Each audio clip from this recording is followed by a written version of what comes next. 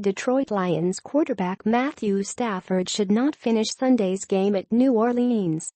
I know this for one simple reason: I'm believing those lying eyes of mine instead of listening to all the macho bluster coming out of Allen Park. Let me be clear about this. I'm not questioning Stafford's manhood. I'm questioning his humanhood. As in, it would be inhuman to expect Stafford to make it through a whole NFL game when the Saints know they can target Stafford and his right ankle.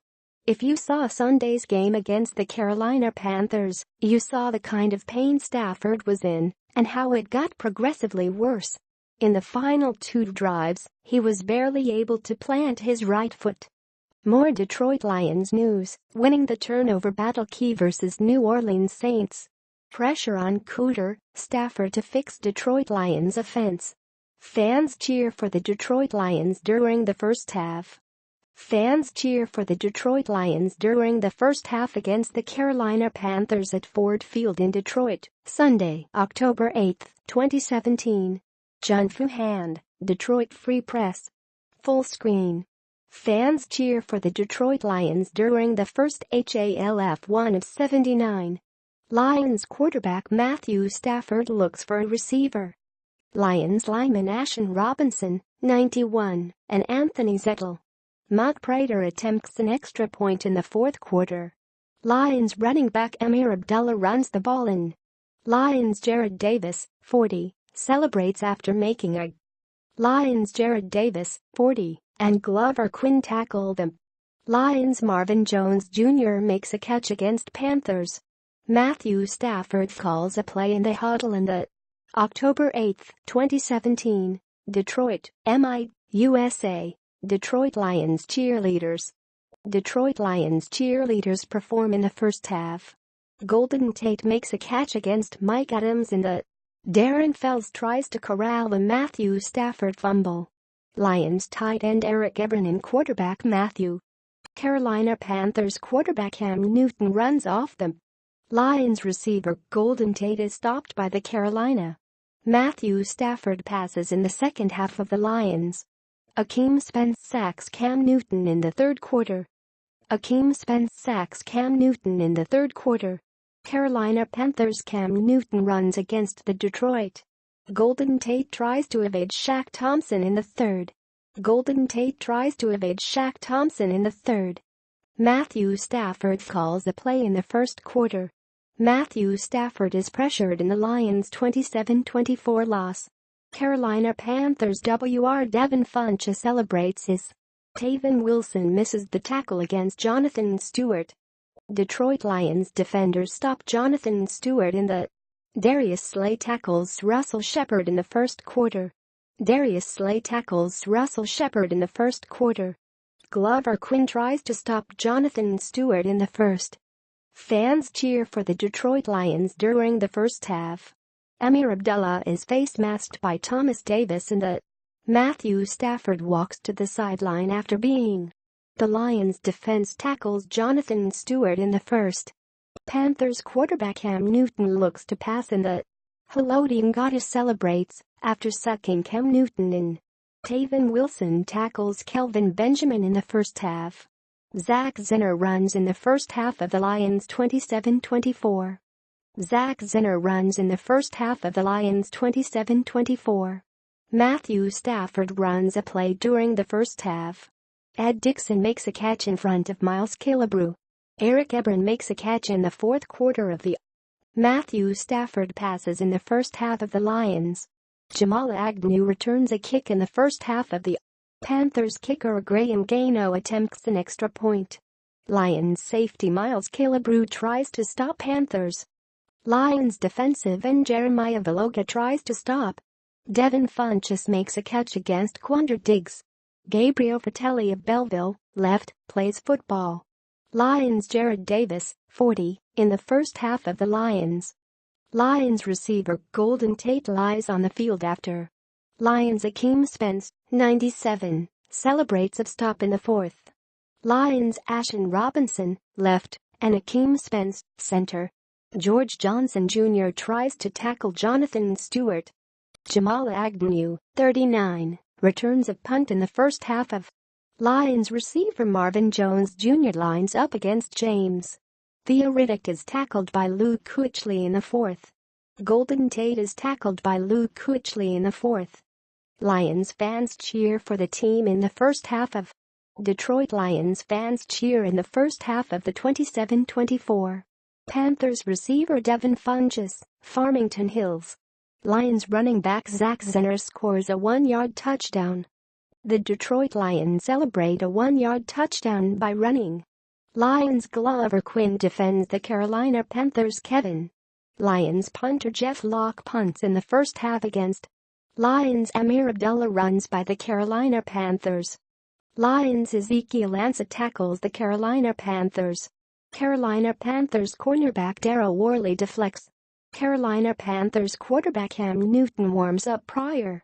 Detroit Lions quarterback Matthew Stafford passes during. Detroit Lions cheerleaders donate diapers during the Detroit Lions fans walk around outside Ford Field with Detroit Lions fans congregate outside of Ford Field. October 8, 2017, Detroit, MI, USA. Carolina Panthers quarterback. October 8, 2017, Detroit, MI, USA. Fans hold signs for. October 8, 2017, Detroit, MI, USA. Detroit Lions punter. Lions coach Jim Caldwell and Panthers coach Ron Rivera. Lions quarterback Matthew Stafford warms up before Martha Ford on the sideline before the Detroit Lions. Last slide. Next slide.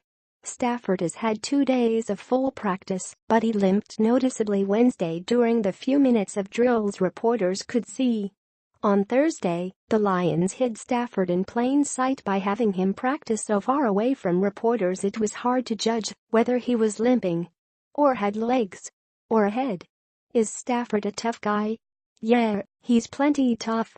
But that might be the problem Sunday. He might be too tough and refuse to come out of the game if he's playing ineffectively.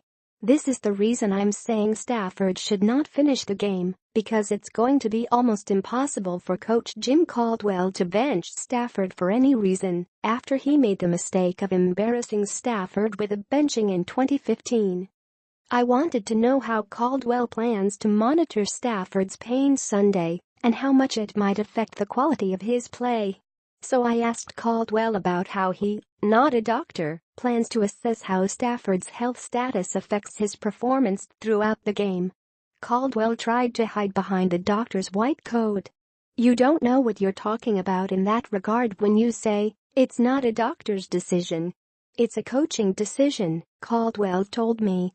That's a doctor's decision on whether or not a guy plays, right? It's plain and simple. More, can't commit. Now you can rent a Detroit Lions jersey. More, Lions Haloti Ngata deserves Hall of Fame nod when he retires. Detroit Lions safety Taven Wilson high-fives children. Detroit Lions safety Taven Wilson high-fives children at Dresden Elementary in Sterling Heights during Take a Lion to School hosted by National Coney Island on October 10, 2017. Kimberly P. Mitchell, Detroit Free Press. Full screen. Detroit Lions safety Taven Wilson high-fives CHILDRN 1 of 13. Detroit Lions safety Taven Wilson walks with Zachary Randall, 9, of Sterling Heights, displays the Detroit Lions safety Taven Wilson visits Zachary Randall. Detroit Lions safety Taven Wilson autographs Viva Pantalina. A student hugs Detroit Lions safety Taven Wilson after. Detroit Lions safety Taven Wilson visits Zachary Randall. Detroit Lions safety Taven Wilson visits Zachary Randall. Detroit Lions safety Taven Wilson visits Dresden Elementary. Detroit Lions safety Taven Wilson visits Zachary Randall. Detroit Lions safety Taven Wilson visits Zachary Randall. Detroit Lions safety Taven Wilson autographs a Lions. Detroit Lions safety Taven Wilson autographs a Lions. Last slide. Next slide. We do, obviously, check on all of our troops. Every single guy, we know exactly what's going on with them. We get a sense of things, but it's in conjunction with the physicians, the orthopedic surgeons, or whoever else is involved in it. I mean that it's not a coach's decision, at least not where I've been, where I come from, and the way I believe. The only thing more tender than Stafford's ankle are Caldwell's feelings on the subject. Caldwell is being intentionally obtuse because he knows his options are limited. The independent neurologist is the only doctor who can remove a player from the game. Doctors only offer their assessments and coaches, and players make decisions based on those assessments. If Stafford is hobbling around, doctors can't tell Caldwell whether Stafford can effectively plant his right foot to drive the ball, or whether he's mobile enough to avoid a blitz. And that's pretty much what it's going to come down to. It's not rocket science. The Saints know Stafford is hurting and exactly where, which is entirely within the legal tackling area. Stafford has played with shoulder and finger injuries before. But this is different. His right ankle affects every movement and every throw. The Lions have one thing going for them, the shotgun formation. Stafford plays out of it 62% of the time, according to SharpFootballStats.com, and the Lions are going to have play out of the shotgun almost entirely in order to help limit Stafford's mobility.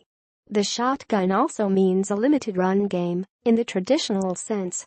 The Lions are lucky here too, because Theo Riddick and Amir Abdullah are good at simulating a run game with short passes. Detroit Lions offensive coordinator Jim Bob Cooter avoids questions that have anything to do with how the team will deal with the ankle injury to quarterback Matthew Stafford on October 12, 2017. Video by Carlos Meneres, DFP. Everyone wants to see Stafford tough it out. Everyone wants to see Willis Reed limping to victory at the Garden, Curt Schilling's bloody sock. Everyone wants to see Stafford push doctors away and throw a touchdown against Cleveland with a separated shoulder. It's the stuff of legends. But, in this game, it would be a bunch of macho-fueled excrement. The Lions are tracking toward the playoffs and need to worry about winning the war more than winning one battle. If it were my call, I would start Stafford. But I would keep him on a short leash. If his performance starts to suffer as a result of his ankle, I would pull him. And the Lions are lucky here, once again.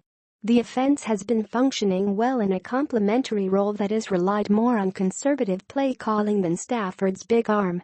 It's the kind of offense that could possibly function just as well with Jake Rudock. Then again, I might be wrong about all this. Feel free to get a second opinion from a doctor.